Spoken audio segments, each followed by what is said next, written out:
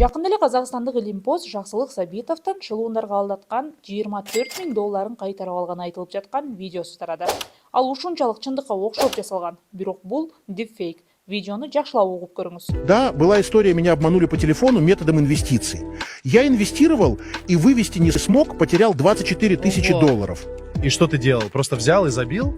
Потом мой друг, киргиз, сказал, что юристы могут заняться этим, что его знакомый там работает и помогает как раз в таких ситуациях. Вернули, да, я даже больше скажу, моя ситуация была сложна для них, и они отказались брать любые предоплаты, сказали уже, как выведут мои деньги, то тогда им заплачу. Классно.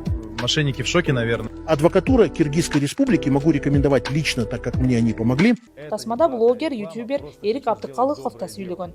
Если вы столкнулись с мошенничеством, вы можете обратиться в адвокатуру Киргизской республики, Жаксылыку Сабитову помогли и вам помогут. Бул видео Фейсбукта Кыргыз Республикасынын адвокатурасы деген баракчада жарнамага кеткен. Жаксылык Сабитов өзү кийин Инстаграмдагы жеке баракчасында атылган видео алдамчылар тарабынан жасалганын билдирип, айтылгандарды төгүндөгөн. Видеонун түп нускасы быйыл июлда СОСО YouTube каналында жарыяланган. Анда каарман таптакыр эле башка нерсе тууралуу сүйлөшкөн.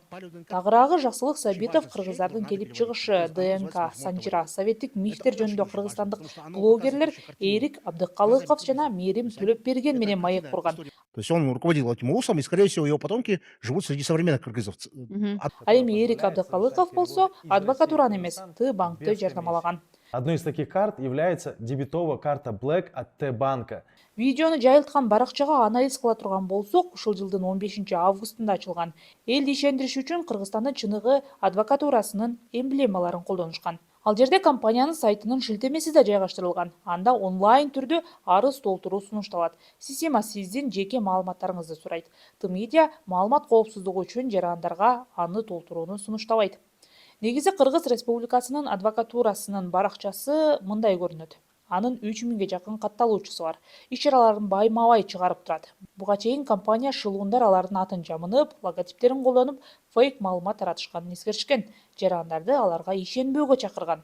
Эми дипфейкке келсек. Негизи дипфейк деген эмне?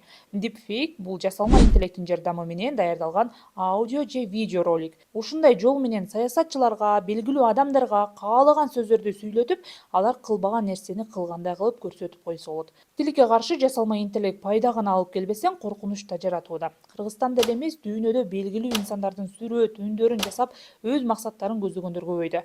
Буга чейин президент, премьер-министр, кыргызстандык белгилүү блогерлер, шоу-бизнес өкүлдөрү дагы дипфейктин курмандыгы болгон. Интернетте мындай аудио, видео, сүрөттөрдү көргөндө эң алгач аны ким таратып жатат деген суроо коюңуз. Ишенимдүү булагын издегениңиз оң.